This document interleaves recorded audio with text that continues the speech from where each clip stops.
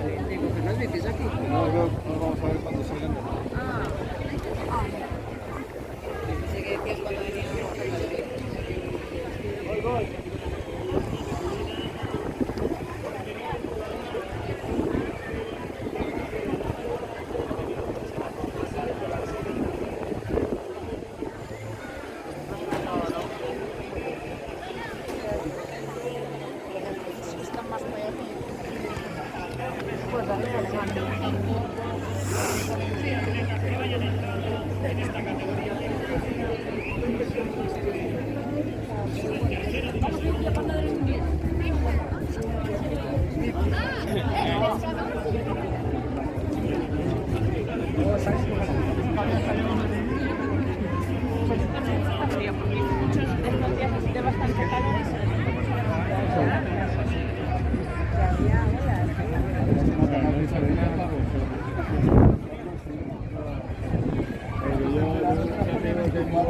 Y voy cada verano y es que yo me tiro y no nado, me tiro y salgo. Y el agua está 39 grados. Nosotros en verano tenemos a 24, Las vías bajas están más frías. Allí es imposible para nosotros no, también, ¿eh? yo fui a las CIES, ahí sí que es imposible. Yo casi muero en las CIES también. Intenté nadar toda la playa y...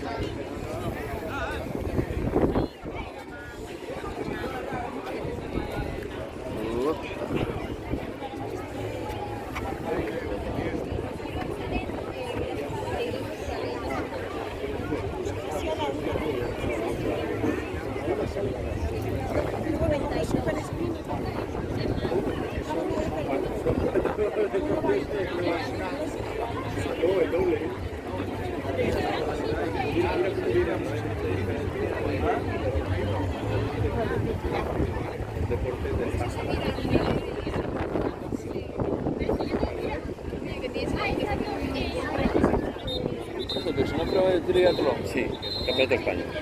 ¿Cómo de? El campeonato de España. Campeonato de España.